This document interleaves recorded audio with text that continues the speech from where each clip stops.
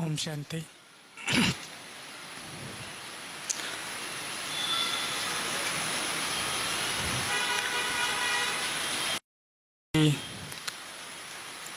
ऐसे प्रोग्राम या भट्टी होती है तो हम तो चाहते हैं कि सारा लाभ आप लोग भाई जी से ही लें, लेकिन कभी कभी उनका आदेश होता है, मना नहीं कर पाते। अनुभव हो सकते हैं बहुत छोटे हों, पर इस ज्ञान में हम आना नहीं चाहते थे। लौकिक माता जी ज्ञान में चलती, हमने अपने लौकिक पिताजी को नहीं देखा। बचपन में पहला जो फोटो देखा था वो था ब्रह्मा बाबा का, बहुत छोटा था।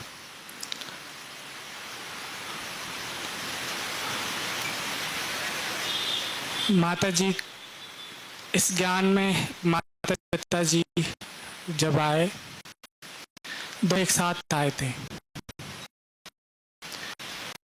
आने के बाद पिताजी का एक्सीडेंट हो गया, की डेथ हो गई।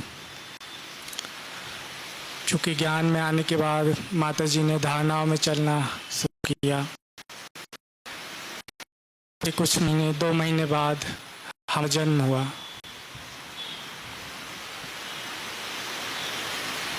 हम 4 भाई बहन, हम सबसे छोटे थे। और जैसे ही पिता ने छोड़ा, उस समय तो माता जी की आयु ज़्यादा नहीं थी, 25 या 26 थी, और 4 बच्चे थे। और जब पिताजी ने शरीर छोड़ा तो सारा आरोप इस ज्ञान में चलने के कारण उनके ऊपर आ गया कि आपने अपने देवी देवताओं का पूजन, या कहो कि अन्य किसी धर्म की मान्यताओं को मानने लगे, जिसके कारण ये सब हुआ। तो सारा आरोप उन पे लगा दिया गया, और उनके ऊपर आरोप लगाने के साथ साथ उन्हें घर से निकालने की बहुत कोशिश की गई। दादा दादी जो थे, जो लौकिक रिलेटिव थे, बुआ, बाकी जो, तो सारे लोगों ने बहुत विरोध जताया है इस बात का। उनको बहुत कोशिश की, लेकिन उन्होंने उनको निकालने की बहुत कोशिश की। फिर भी उनके साथ जहाँ गाय और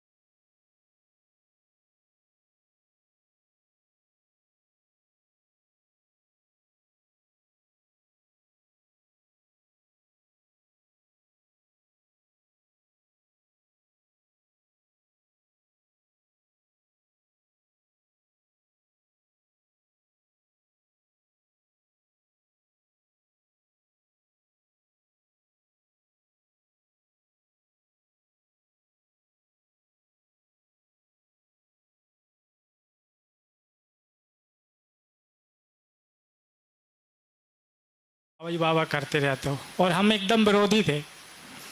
हमने कहा आपके बाबा को हम नहीं मानते। परीक्षाएं तो चलती रहीं, उनको कई बार सभा में खड़ा कर किया जाता था, बहुत जलील करते थे। अकेली महिला थी, कोई सहयोगी नहीं था, मजदूरी करती थी। हम लोगों को याद है कि हम लोग को बहुत दूर दूर तक गांव में जाना पड़ता था। सुबह से निकलते थे, सिर में बोझा लिए, मूर्तियाँ बेचते थे और उससे अपना भरण पोषण वो करते थे। स्वावलंबी बहुत थे। जो भी करना है अपनी मेहनत का करके खिलाना है बच्चों को। और जैसे जैसे आगे बढ़ते गए परिस्थिति इन सारे विरोधों के साथ, कभी हमने उनको उदास या हताश नहीं देखा। आज तो हमारे पास सेंटर्स हैं, उस समय कोई गांव में सेंटर्स नहीं था। 50 किलोमीटर दूर जाती थी, वो भी किराया नहीं होता था, तो 1 महीने में 6 महीने में एक बार जाते थे। और वहाँ से कुछ मुरली और पुराने गीत की कैसेट, जो कैसेट आते थे ना, तो हम लोगों का जो पालना हुई है तो बाबा के गीत सुन सुन के हुई है। कर्म करो ऐसे भाई के, पड़े न फिर पछताना, पड़े न फिर पछताना। मतलब ये गीत होते थे, ये गीत सुनते थे और जो गीत थे वो गीता का काम करते थे। और बच्चे तो इतने समझदार नहीं होते हैं, तो हम लोग जो भी वो सिखाते थे, हम लोग तो जो करना है संग दोष, उन्होंने बहुत पैनी नज़र रखी हम लोग के संग दोष के लिए। फिर भी संग दोष तो लग ही जाता है, क्योंकि कितनी भी नज़र क्यों न रखी जाए। आज हमारे पास मोबाइल है ना, कोई कितना भी नज़र रख ले, कितना भी वो उसको प्रोटेक्ट कर दे, लेकिन हमें जो करना है हम कर ही लेते हैं। तो चलते चलते पढ़ाई में उतना ध्यान नहीं देते थे, लेकिन उनकी आशा थी कि ये पढ़ें। तो कभी ऐसा फोर्स नहीं किया। हमें याद है कि जब भाई ने 8 क्लास के एग्ज़ाम दिए थे, तो माता जी ने भी साथ में 8 क्लास के एग्ज़ाम दिए थे, ताकि मैं पढ़ूंगी तो इनको भी पढ़ा पाऊंगी। हमें याद है कि भाई कुछ एक सब्जेक्ट में फेल हो गया था और माता जी पास हो गए थे।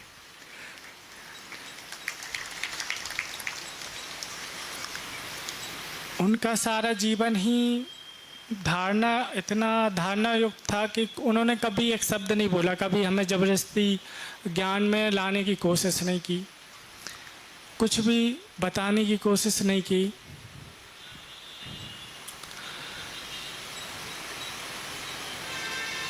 एक बार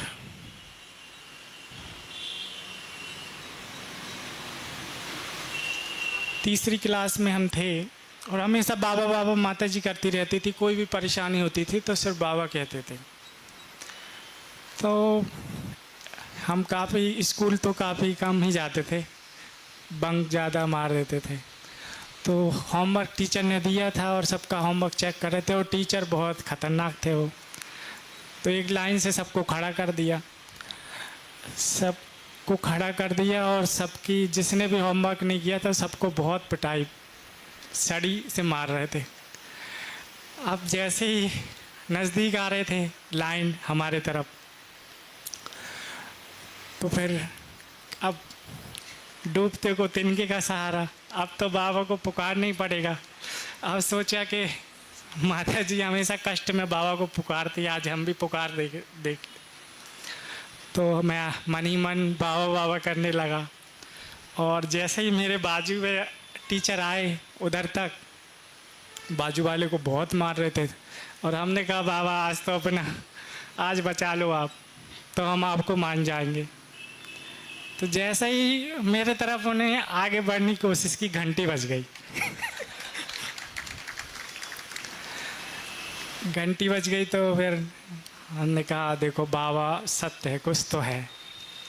तो ये पहला जीवन का ये अनुभव था कि बाबा हर परिस्थिति में मदद कर देता है। एक छोटा सा हो सकता है स्वार्थ रहा हो, जो भी है, लेकिन अबोध बालक की भी, जब इतने छोटे बालक की वो मदद कर सकता है, अबोध, जिसको कोई बुद्धि नहीं उस समय, जब आत्मा क्या है परमात्मा क्या है उसकी भी मदद कर देता है। तो अनुभव ऐसे कारवा बढ़ता गया। माता जी एक बार हम सेंटर में, क्योंकि कोई भी लौकिक रिलेटिव से कोई सहारा नहीं मिलता था, तो जब भी शहर जाना होता था माता जी के साथ कुछ भी काम से, तो लेट हो जाते थे या कोई बस निकल जाती थी तो सेंटर में रुकना होता था। सेंटर में पाला है, तो हम एक बाबा का रूम था, सेंटर भी कोई ऐसा बड़ा नहीं था, तो बाबा के रूम में ही ज़मीन पे ही सो जाते थे हम दोनों, माता जी और हम। ज़्यादा छोटे हम थे तो हमेशा माता जी के साथ हमेशा लेके हमको चलती थी। तो हम सो रहे थे और वो भी सो रहे थे और उनकी आंखों से आंसू निकल रहे थे। एज ज़्यादा नहीं थी और ऊपर की तरफ देख के बोले थे कि इस यज्ञ का खाया है, इस यज्ञ का खाया है तो इस यज्ञ का ऋण चुका देना। बड़ा होगी कुछ ऐसा करना कि जो जिस माँ को उस भगवान ने पाला है ना, बचा के रखा है इतनी परिस्थितियों के साथ। आज के समय में अपने को पालना कितना मुश्किल है, उस दौर पे उन्होंने 4 बच्चों को पाला और बड़े अच्छे तरीके से पाला। तो बस ये छोटा सा उनका वाक्य था, वो दिल पे उतर गया। अब कितनी गहराई से उन्होंने बोला था मुझे पता नहीं, लेकिन शब्द जब बहुत गहरे भाव से बोले जाते हैं तो वो दिल के आर पार हो जाते हैं। दौर गुजरता गया। दीदी बहुत छोटी, हम छोटे थे तो दीदी को उन्होंने सेंटर भेज दिया। तो सारे गांव में हमें जहाँ भी किसी के पास जाते थे तो उनको ताना मारते थे, या हम लोगों को भी, कि आपकी माँ ने आपकी बेटी को बेच दिया। हमेशा ये 15 साल तक सुनने को आया। बड़ा कड़वा वो था, हम छोटे थे फिर भी हमें ये सुनना शब्द अच्छा नहीं लगता था। तो उनको कितना दर्द होता रहा होगा ये तो बहुत बाद में अनुभव किया, क्योंकि उनके चेहरे से कभी हमने सिकन नहीं देखी।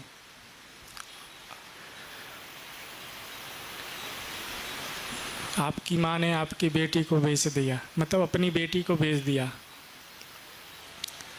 कारोबार आगे बढ़ता रहा, परिस्थितियाँ, और हम लोग, उन्होंने मजदूरी करके पढ़ाया। थोड़ा स्कूल में हमारे जो टीचर्स थे उनको थोड़ा ज्ञान, सच्चाई, सफाई उनकी हृदय को छू लेती थी, किसी से भी वो बात करती थी। तो जो टीचर थे उन्होंने आधी फीस पे पढ़ाया, किसी ने फ्री में पढ़ाया। तो ऐसे बढ़ते गया और हम फेल हो गए। एक बार 8 क्लास में हम फेल हो गए, 0 मार्क्स आए। फिर भी उन्होंने, हमने कहा कि अब पढ़ाई इस बहाने छोड़ देंगे, क्योंकि पढ़ाई से इतना इंटरेस्ट नहीं था। पर उन्होंने, हम तो छोड़ने को तैयार थे लेकिन उन्होंने पीछा नहीं छोड़ा। एक स्कूल से दूसरे स्कूल, तो एक स्कूल में ले गए, गवर्नमेंट स्कूल था वो, क्योंकि फीस भरना थोड़ा बाहर बहुत मुश्किल था। गवर्नमेंट स्कूल था। टीचर ने कहा 0 मिला है। माता जी बाहर बैठे थे और वो टीचर शायद जानते थे। बोले आपकी माँ आपको कैसे पालती है शायद आपको नहीं पता, अपने लिए ना सही उसकी तरफ देख के थोड़ा कुछ तो कर लो। एक कदम आप बढ़ाओ, बाकी हम आपके ऊपर मेहनत करेंगे, कल से आप ट्यूशन आ जाना। ऐसे धीरे धीरे पढ़ाई आगे बढ़ी। लेकिन कहते हैं ना कि जब हम भगवान की मदद जब तक होती है तो हम उसके एहसान में रहते हैं, और जैसे ही अपने पैरों पे खड़े हो जाते हैं, जैसे बच्चे हैं ना, माँ बाप का वो दौर भूल जाते हैं जो हर एक माता पिता ने अपने बच्चों के लिए किया है। लौकिक वालों ने, अलौकिक ने तो किया है, उसके पीछे बहुत रहस्य है। फिर आगे बढ़ते गए, दीदियों ने बहुत मदद किया।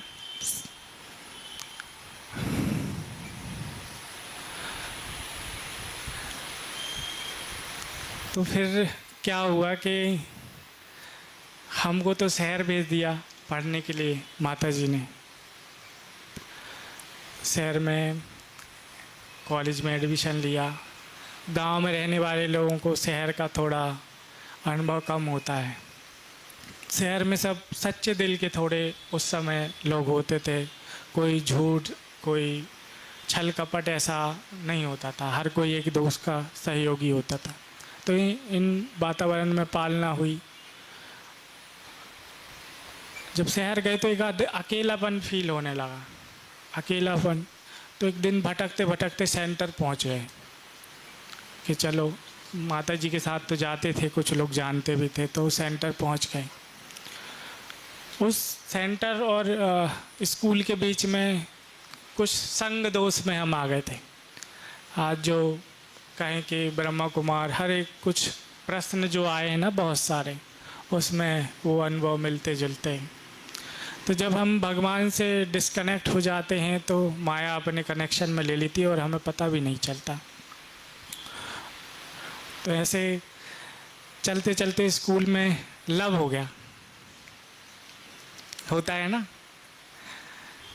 लव, मतलब दुनियावी। क्योंकि उस गांव में उस परिवार में जो लोग थे तो थोड़े कम पढ़े लिखे हुए थे, तो जिनके भी किसी से लव थे तो लव लेटर हमसे लिखवाते थे लोग। तो सबके लव लेटर लिखते थे, तो सबकी भावनाओं को समझते थे कि किसको कैसे इम्प्रेस करना है। तो हमने कहा कि सबके तो अपनी अपनी गर्लफ्रेंड है, हम भी ट्रायल कर लेते हैं।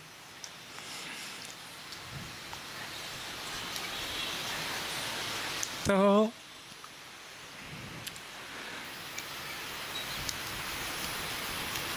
वो संग का असर ज़रूर होता है, चाहे कैसा भी हो, ये संग का असर ही है। अगर आज इधर बैठे हैं, आज बाबा ने एक साकार मूल्य में वाक्य बोला है, वॉरियर्स को वॉरियर्स के साथ ही रहना है। अननोन वॉरियर्स है ना, गुप्त योद्धे, और संगठन में ही सुरक्षा है।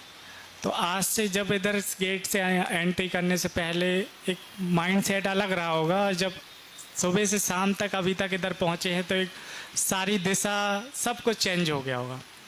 इस ज्ञान में हम चलते हैं, लेकिन सही डायरेक्शन पे चल रहे हैं या नहीं चल रहे, इससे कोई मायने नहीं रखता कि एक बैच कौन सा लगाया है, ड्रेस कितने साल से वाइट पहनी है, अंदर कितने वाइट हैं, ये बहुत इम्पोर्टेंट है। और आज एक भाई ने एक वाक्य सुनाया था कि स्वामी विवेकानंद को 100 कुमार चाहिए थे, 100 ब्रह्मचारी अपने जैसे, तो मैं विश्व को हिला दूंगा, उसने महावाक्य। तो आज हमारे यज्ञ में 30,000 से अधिक ब्रह्मा कुमार कुमारियाँ हैं समर्पित, तो भी विश्व नहीं हिल पाया। क्यों? जो प्रश्न आए हैं लोगों के वो बड़े गंभीर हैं, और ऐसे ऐसे लोगों के प्रश्न आए हैं जो 25 साल से सेंटर में रह रहे हैं, कुछ 30 साल से ज्ञान में चल रहे हैं, गृहस्थ में रह रहे हैं, और ये कुमारों कुमारियों के भी कुछ प्रश्न हैं। और आज भी ब्रह्मचर्य डगमगा रहा है। ये बहुत गंभीरता की बात है और हमारे लिए बहुत शर्म की भी बात है कि भगवान जिसने 5000 वर्ष हमारे लिए इंतज़ार किया, इस लौकिक जीवन में भी अगर देखा जाए हर एक कुमार के जीवन का अनुभव बहुत गहरा होगा, उसको चलना बड़ा कष्टदायक होगा, बहुत विपत्ति और परिस्थितियों का सामना करना पड़ेगा। कई बार ऐसा होगा कि बहुत सेवा करेगा, थका हुआ जाएगा, भूख लगेगी, लेकिन कुछ खाने को नहीं है। तो इन सब चीज़ों से गुजरते गुजरते एक बार क्या हुआ कि शहर में पहुंच गए, सेंटर में जाना शुरू कर दिया।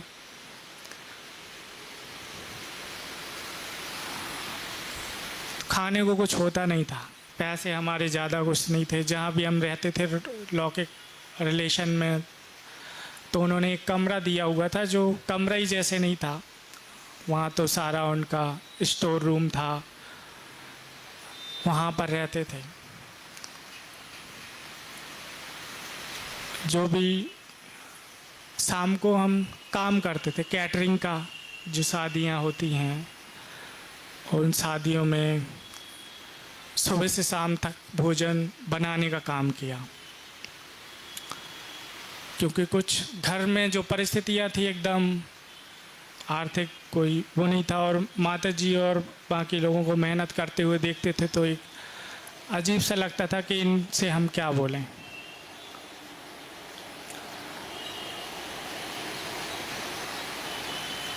तो एक बार क्या हुआ कि एग्ज़ाम का समय था, फीस भरने के लिए पैसे नहीं थे, और बाबा को याद किया कि लास्ट डेट है, बाबा अभी नहीं भर पाए तो कुछ नहीं होगा। तो आदत जैसे थी कि कुछ भी परिस्थिति आती थी, या डेली आदत भी थी कि सेंटर से जाते हुए जाते थे। तो सेंटर में उस समय रक्षाबंधन का दिन था, फीस तो नहीं थी। बाबा के कमरे में बैठ गया कि बाबा अभी क्या करना है देख लो। पीछे से दीदी आई तो दीदी ने अपने पास बुलाया और बोला क्या बात है। तो मैंने कहा दीदी मेरे पास फीस नहीं है और आज लास्ट डेट है, अगर मैंने फ़ीस नहीं भरी तो एग्ज़ाम नहीं दे पाऊँगा, एग्ज़ाम नहीं दे पाऊँगा तो मुझे घर जाना पड़ेगा या पढ़ाई छोड़नी पड़ेगी।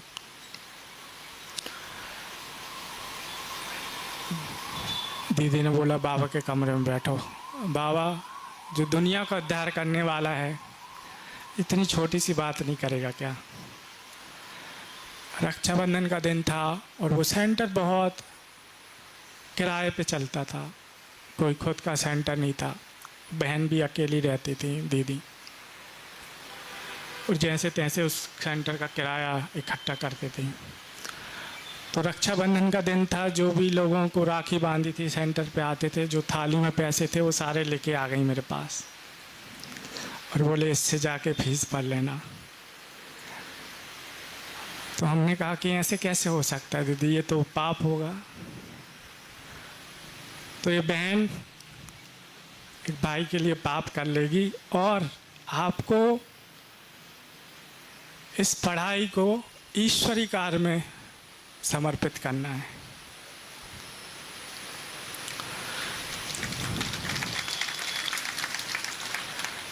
तो ऐसी वो दीदियों की पालना थी। आज जो हम भव्य सेंटर देखते हैं दुनिया के, वो ऐसे ही नहीं बने हैं। वो दादियों के त्याग और तपस्या, दादी हरदा पुष्पा को जब बाबा ने भेजा था तो पहले तो भेज रहे थे तो दादी छुप जाती थी, और जब दादी को समझाया मम्मा ने कि बाबा बोल रहा है, बिहार में तो क्या नहीं करते लोग, निकल पड़े। ना कुछ था, टिकट के साथ था। आज तो हम एक सेंटर से दूसरे सेंटर जाते हैं तो लेटर होते हैं, VIP ट्रीटमेंट होते हैं, और मधुबन से सेंटर जाते हैं तो साक्षात देवता कम किया जाता है।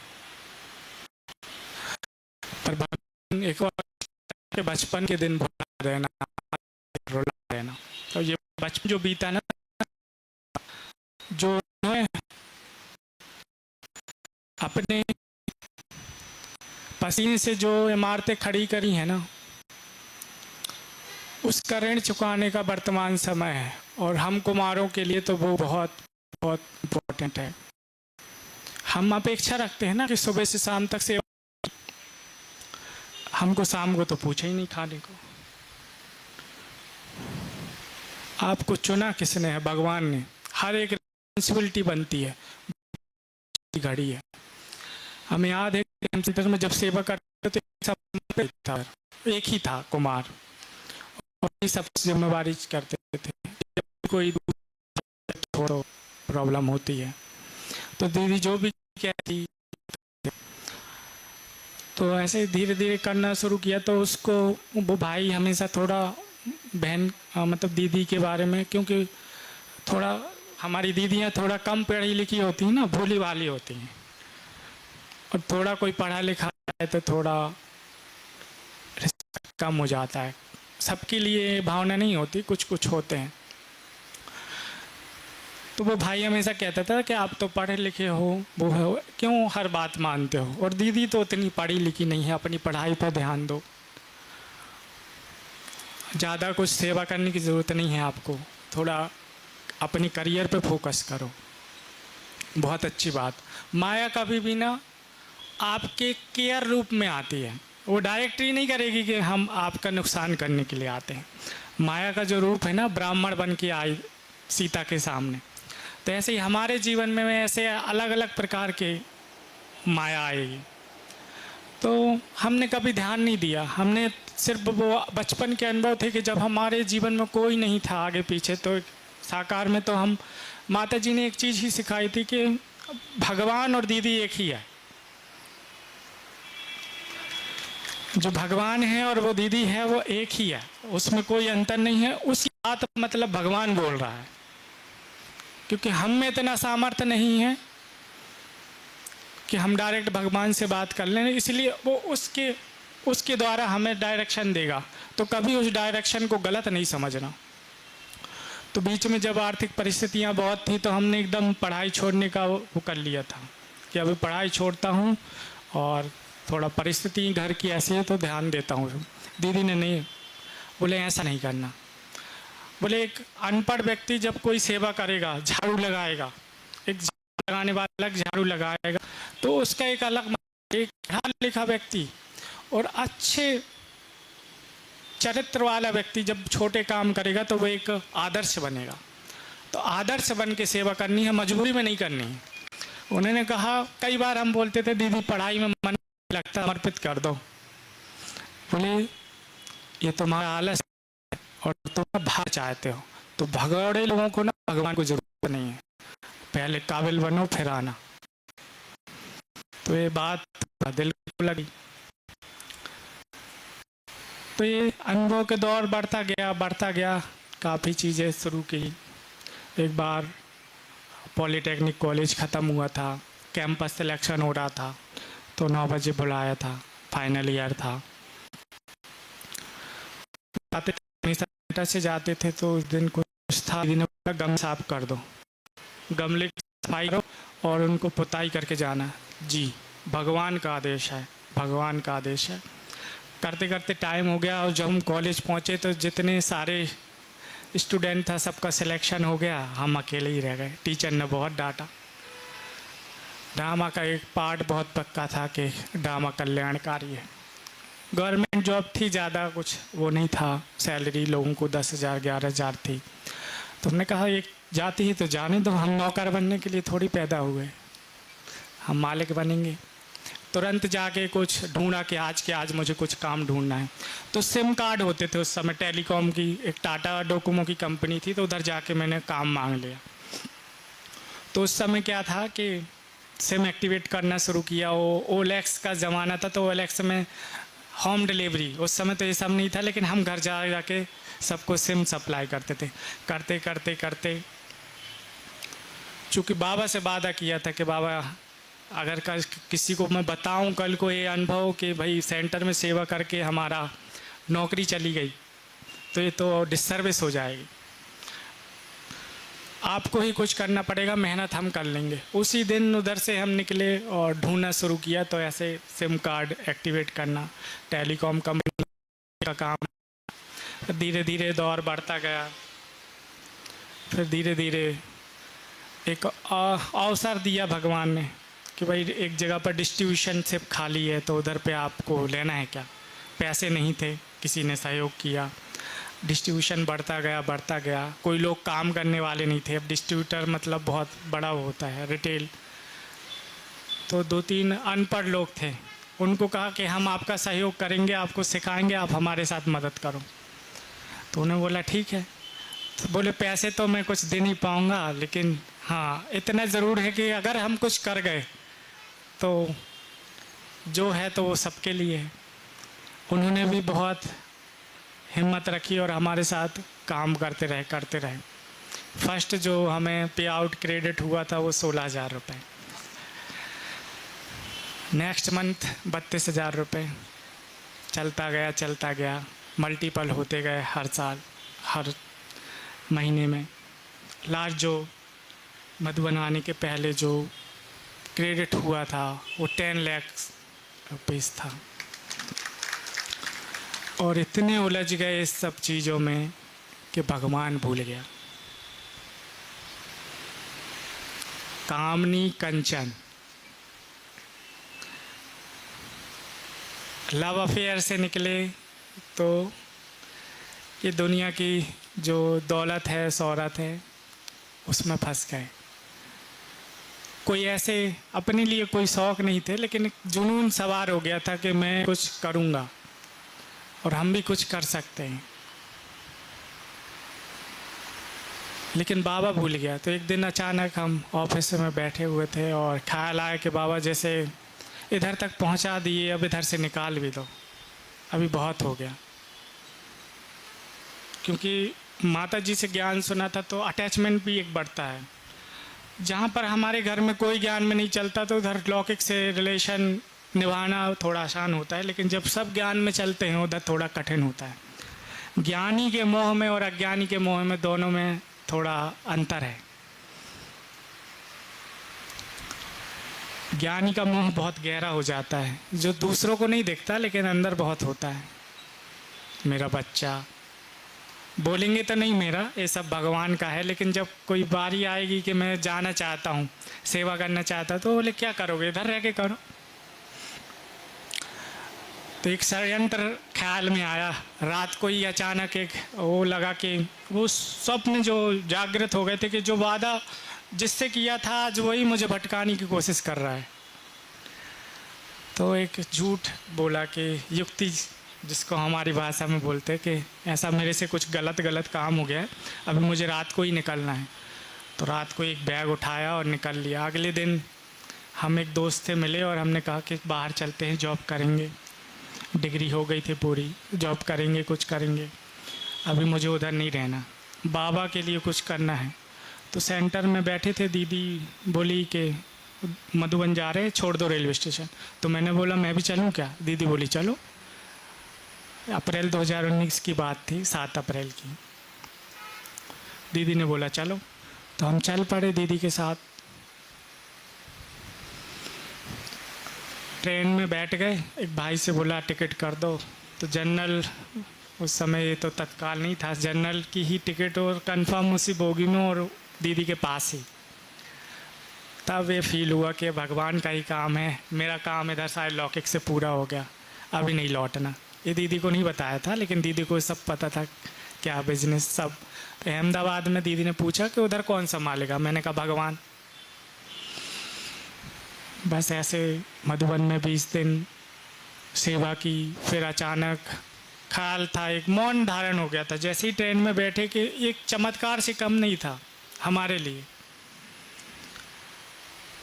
कहाँ घर से निकले थे, एक बैग लेके, 600 रुपये थे और बैग में मेरे पास, मुझे याद है 2 जोड़ी कपड़े थे। और भगवान कहाँ जाते मुझे पता नहीं, लेकिन परिस्थितियों से जीवन गुजरा था बचपन से, तो हम हमेशा परिस्थितियों का आह्वान करते थे, क्योंकि जितनी परिस्थितियाँ होती थी तो भगवान याद आता था। और जब जीवन बिल्कुल सहज हो गया, सारी चीज़ें प्राप्त हो गई, तो जीवन से भगवान हट गया, चीज़ें हो गई, वस्तुएँ हो गई। और ये हर कुमार को ना बहुत ऐसे 3-4 चीज़ों से गुजरना ही पड़ेगा। अगर आज आर्थिक परिस्थितियाँ कमज़ोर हैं तो कल समृद्धि आएगी, और आज समृद्धि है तो कल गरीबी भी आएगी। ये परीक्षा से तो गुजरना ही पड़ेगा। स्वयं बाबा ब्रह्मा बाबा गुजरे हैं बैगरी पाठ से, कहाँ जवारी और कहाँ। तो भगवान का बनने के बाद परीक्षाएं भी बहुत तगड़ी होती हैं। आगे बढ़ा जब दौर तो मधुबन पहुंच गए, और किसी भाई ने पूछा, बताया था कि तीव्र पुरुषार्थ करना है ना, तो ऊपर कहीं क्लास चलती है, उधर जाना। कभी जैसी सुना नहीं था।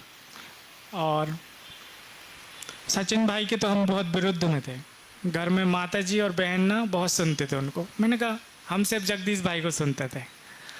तो हमेशा जब भी उनका चलता था ना, तो उनको बोलते थे माता जी को, किसी को भी सुनने लगते हो आप लोग, देख तो लिया करो कौन कितने दिन का ज्ञान में है, वो तो अभी अभी आए हैं। तो हमेशा मतलब ऐसे उनसे आर्ग्यूमेंट चलता था। जब ये दौर गुजरा तो हमें पता चला कि जो डिस्ट्रीब्यूशन हमने छोड़ा था, जस्ट रिसेंटली हमने जियो के साथ टाई अप किया था। टेलीकॉम कंपनी में बहुत सारे डिस्ट्रीब्यूशन ले लिए थे, बहुत सारे एरिया ले लिए थे, बहुत विस्तार कर लिया था उसका।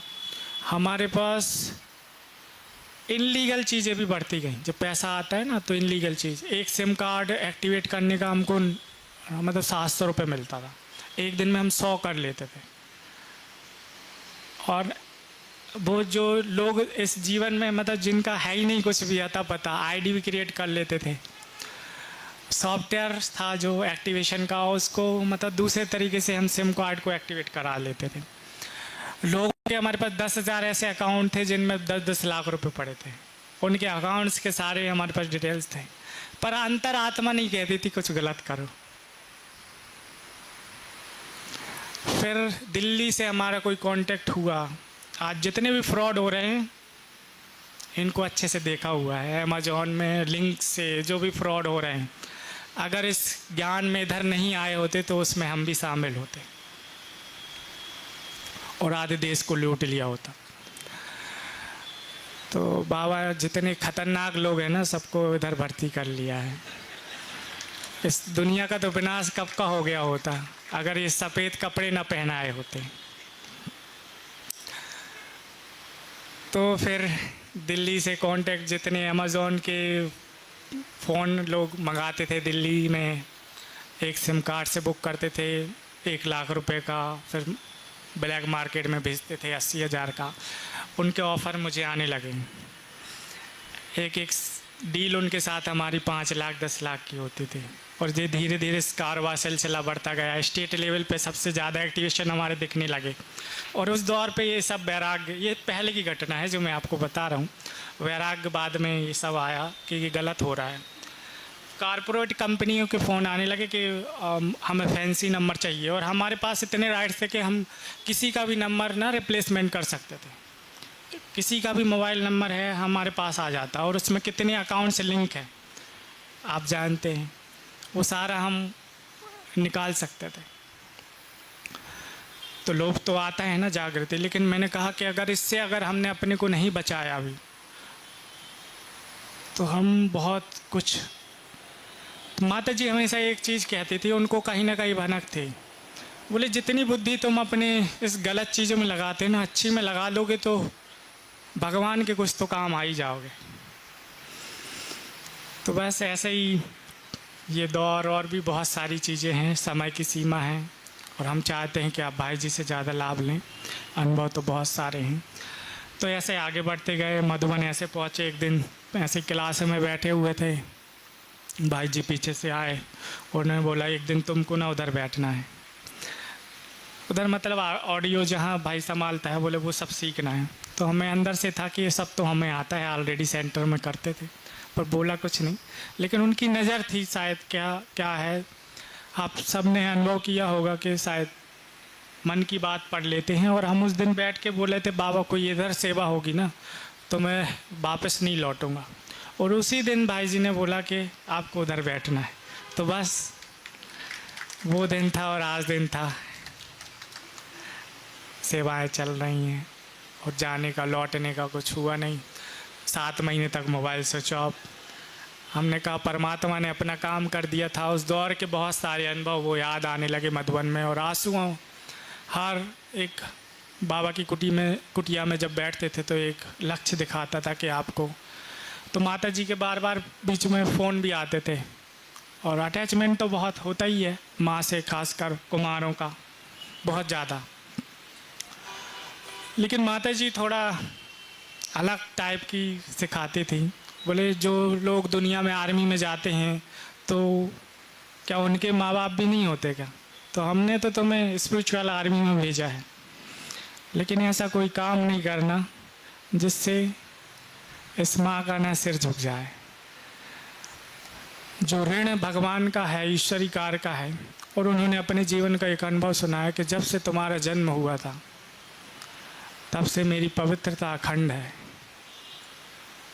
और आज मैंने ईश्वर की अमानत ईश्वर को दे दी, सौंप दी, और मेरा काम पूरा हुआ। अप्रैल का महीना 22 तारीख 7 बजे जबलपुर मेडिकल हॉस्पिटल ने उन्होंने शरीर छोड़ा कैंसर के कारण, और उनका हाथ मेरे हाथ में था,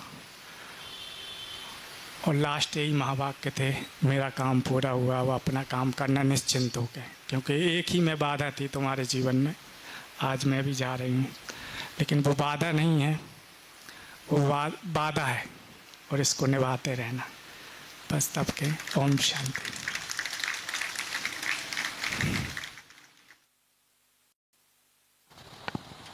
ओम शांति।